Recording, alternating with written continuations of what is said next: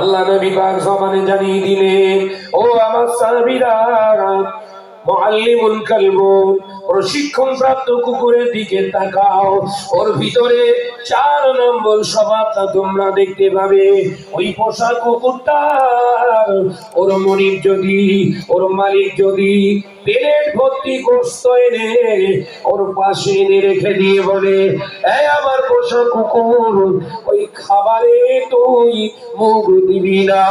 ওই পোষা কুকুরটা ওর মনিবের অবাধ্য হয়ে ওই পাশে রাখা খানাতে কোনোদিন মুখ দেয় না। কিন্তু খেকি কুকুর হলে এই কথা বলছেন না কেন? ও পাশে কেন, দূরে পড়ে থাকলে মনে করো আমার কথা বলছেন না কেন? আমাদের অনেকটা চরিত্র খেকি কুকুরের মতো হয়ে গেছে, যা এসতেছে বলছে সব হালাল। এই কথা ঠিক না, মাথায় ঢুকছে না আওয়াজ যে পরের বউ বলছে হালাল। আরে পরের বউ রে, কি হয়েছে? হালাল। পরকীয়ায় লিপ্ত হচ্ছে, কথা বলছেন না কেন? কথা বলছেন ঠিক না? বুঝতে বলেন। Free call, internet free 1.5 GB করে প্রত্যেকদিন পাচ্ছে, কি করবে? স্বামীর সঙ্গে কথা বলার সুযোগ নেই, এত ব্যস্ত। একটা বিবি, সিম কটা হবে বল? স্বামী যদি একটা হয়, স্ত্রীর সিম কটা হবে? 2টো। যাও মোবাইল চেক করে দেখো কি বাস পড়ে সব। নামাজ পড়ে নাকি জান্নাতে যাবে। ভাইরামা, নজনেরা, যুবকেরা, ছেলেরা, বাচ্চারা, আল্লাহ নবী পাক জবানে জানিয়ে দিলেন, না না না, ও আমার সাহাবীরা, দেখে রাখো, ওই পোষা কুকুরটা ওর মালিকের অবাধ্য হয় না। মালিককে এতই মহব্বত করে, ভালোবাসে, মান্যতা দেয়। ওর পাশে ওর প্রিয় খাবার হলে ও খায় না, কারণ মালিক বলে দিয়েছে খাওয়া যাবে না, ওটা ওর জীবনে হারাম বলে মেনে নেয়। কিন্তু আল্লাহ যারা জান্নাতি বান্দা হবে, আল্লাহ যারা মুত্তাকিন বান্দা হবে, ওদের সামনে খানা আসলেই ওরা খাবে না, যেটা ওর জন্য হালাল সেটাই খাবে। আল্লাহ জান্নাতি বান্দা কোনোদিন পনের শাদি খেতে পারে না, জান্নাতি বান্দা কোনোদিন সুদখোরের বাড়ি দাওয়াত খেতে পারে না, জান্নাতি বান্দা কখনো পরের মেরে খেতে পারে না, জান্নাতি বান্দা কখনো অপরের মাল কাসব করে খায় না। এই বান্দার চরিত্র হবে ওই পোষা কুকুরের মান্যতা দিয়ে। বলো সুবহানাল্লাহ। আছে এসব চরিত্র আছে বাপ, শুধু বলছে মরবার একটু হাসতে হাসতে ঢুকবো, জানো জান্নাতের বাপের তৈরি করা। হ্যাঁ, কি বলছে? কেউ রুখতে পারবে না, যে পীরের হাতে হাত দিয়েছে আমাকে রুখতে পারবে না, মানে ওর পীর তৈরি করে জান্নাত। তোরে মুগুরো পিটা করবে, তুই কবর একবার ঢোক, তোর পীর তোর বিরুদ্ধে দাঁড়াবে। কারণ যে হাক্কানি পীর হয়, মাশায়েখ হয়, হাক্কানি যারা মুর্শিদ হয়, তারা কখনো ওই বেনামাজি, ওই দাঁড়িয়ে পেচ্ছাপ ফেরে নেওয়ালা সুদখোরের কখনো সাপোর্ট করে না। কথা ঠিক না? বুঝে বলে। যারা দুনিয়াদার পীর হয় তাদের কাছে সব হালাল, দাঁড়িয়ে পেচ্ছাপ ফিরে আসলেও বলবেন হ্যাঁ ঠিক আছে, এই হচ্ছে আমার ভক্ত, 1 নম্বর ভক্ত। আল্লাহ বলছে তোর যত এরকম ভক্ত বাড়বে, তোর মুখ দিয়ে তত রক্ত তুলবো। কবর একবার ঢোক, তোর পীরগিরি বার করতে পারতাম। আমির শরিয়া আলা হযরত আযান হুজুর পি কিবলা রাহমাতুল্লাহ আলাইহি ওই জন্য ওসিয়াতনামার ভিতরে জানিয়ে দিলেন, আমার মুর্শিদ, আমার প্রিয়, আমার মুরিদ বলে যারা, আমার এই সিলসিলার মুরিদ বলে যারা দাবি করো, ও আমার সিলসিলার মুরিদারেরা শুনে রেখে দাও, আমি আবু বকর সিদ্দিক বলে দিয়ে গেলাম, আমার মুরিদ বলে দাবি করতে গেলে 5 ওয়াক্ত নামাজ পড়া লাগবে, আমার মুরিদ বলে দাবি করতে লাগলে তোমাদের মুখের দাড়ি মুন্ডন করা হারাম, দাড়িকে ছোট করে রাখতে পারবে না। আমার মুরিদ বলে যদি দাবি করো, আমি আবু বকর বলে দিয়ে গেলাম তোমরা সুদের দ্বারস্থ হতে পারবে না। আমার মুরিদ বলে দাবি করলে তুমি একা শুধু নামাজি হবে না, তোমার ঘরের মা, তোমার ঘরের বোন, তোমার ঘরের দিদি, তোমার ঘরের মেয়ে ছেলেদেরকে শরিয়াতপন্থী পর্দা নিশিনা করবে। আমি আবু বকর বলছি, আমার মুরিদ বলে যারা দাবি করে, এমনকি আমি আবু বকর বলছি, ছেড়ে দেওয়া মুরগি ঘরে বেঁধে রেখে 3 দিন ভালো খাবার দিয়ে জবাই করে তবে তার গোশত খাবে। এই হচ্ছে হাক্কি, এই মাথায় ঢোকাতে পারছি না বস। এই হচ্ছে হাক্কানি উলামা। আল উলামাউ ওয়ারাসাতুল আমবিয়া, এই হলো নবীর উত্তরসূরি।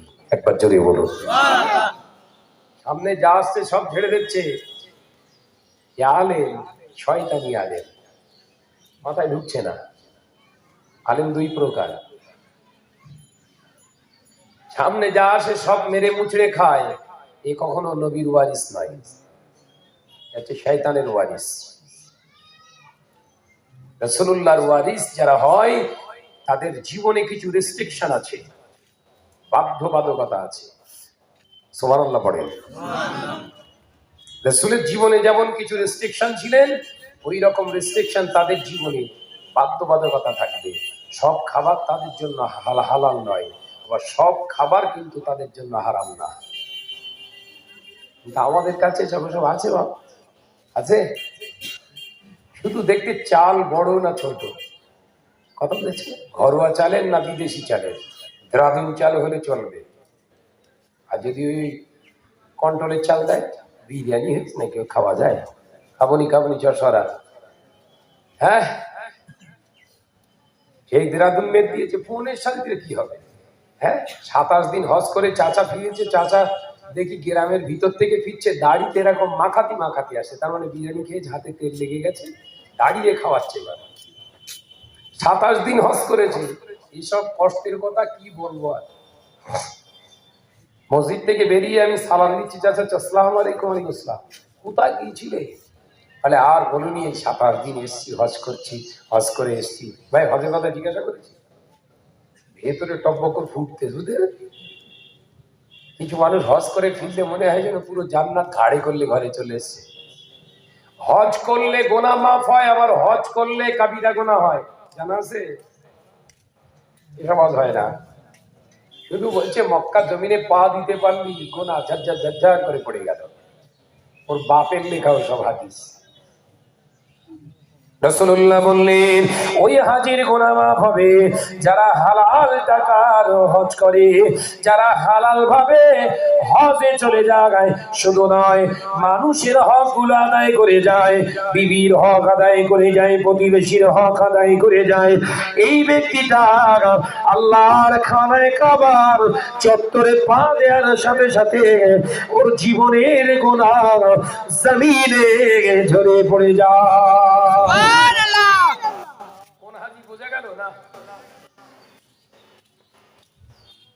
দালালি করে 5 লাখ টাকা হয়েছে, হজ করে চলে এসছে। দালালি, পাক্কা হাজি। বুনির ফারাজ কেটে বিক্রি করে হজ করে এসছে। এরকম পিস আছে না নাই? জোরে বলেন। আছে। ভাইয়ের অংশ ছেড়ে দিয়েছে, ভাই পুরা বেঁচে দিয়েছে, ভাই মারা গেছে, গোপনে রেকর্ড করে 5 শতক জায়গা বিক্রি করে দিয়েছে। সব দাম করে খাওয়া করে হজ করে চলে এসছে।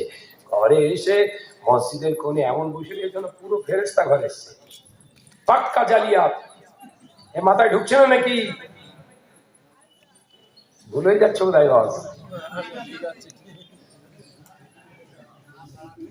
যে যা বলবো ওপেন বলবো, ওসব পেছনে গুজগুজ ফুটফুট পছন্দ না। ইসলাম আরাম করে দিয়েছে, আমি পারবো না সব বলতে। একদম যা হবে ডাইরেক্ট, হয় বাঁচো নইলে মরো। কথা ঠিক না ভুল জোরে বলে। এ নজনেরা, বহু এরকম মানুষ রয়েছে, পরে টাকা মেরে, সম্পদ মেরে, হক মেরে হজে গেছে। ও কাবা ঘরে গেলে গোনা মাফ হবে না, গোনা বাড়বে। জোরে বলেন। এই তো বিলীন হয়ে গেলে। তাহলে সব হজ কিন্তু হজ না,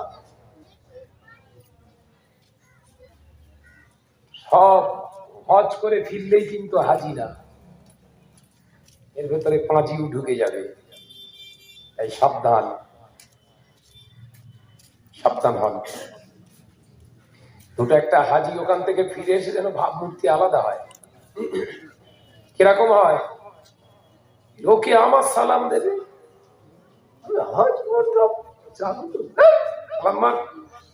এরকম একটা ব্যাপার। কথা ঠিক না বুঝে বলেন? মক্কার জমিনটা কত গরম, আল্লাহর খাস রহমত দেখে এসেছি আমি। মক্কার জমিনটা রমজান মাসেও গিয়েছি, রমজান মাসে রমজান শরীফে গিয়ে দেখলাম ওখানে, এখানে যখন আমাদের 30 ডিগ্রি সেলসিয়াস তাপমাত্রা সর্বোচ্চ, মক্কার জমিনে 50 ডিগ্রি সেলসিয়াস তাপমাত্রা, টাক ফাটা গরম। ভাই এখান থেকে যে হাজিটা ওখানে গেছে, ও গরম হবে না নরম? গরম হবে। এই 30 ডিগ্রি সেলসিয়াস 50 ডিগ্রির কাছে খাটে, তো নরম হয়ে যাবে ওখানে গেলে। কিন্তু না, এখান থেকে 30 যাচ্ছে আর ওখান থেকে 100 ফিরতেছে। এত গরম, গায়ে মাছি বসে পড়ে যাচ্ছে। হজ করে এসছে যেন পুরো দুনিয়া কিনে ফেলেছে। এই হাজি শোন, হজ করার আগে একটা গোনা করেছিলিস, একটা ছিল, একটা মিথ্যা কথা বললে একটা মিথ্যে কথার কাবিরা গোনা হতো। আর এই হজ থেকে ফিরে এসে একটা বলবি, 9টা ফিরি। এ মাথায় ঢোকে না। ওয়াজ বোঝা যাচ্ছে না? অসুবিধা হচ্ছে না তো বাপ? হজ করার আগে কোনো মানুষ একটা মিথ্যে কথা বললে কটা গোনা? একটাই কাবিরা গোনা। কিন্তু হজ থেকে ফিরে এসে একটা মিথ্যে কথা বললে কটা গোনা? 9টা ফিরি। টকটাই মার বাড়বে না কমবে? তাহলে ওখান থেকে ফিরে এসে হাজিদের মন নরম হবে না গরম? শক্ত হবে না নরম? কিন্তু শক্ত উল্টো।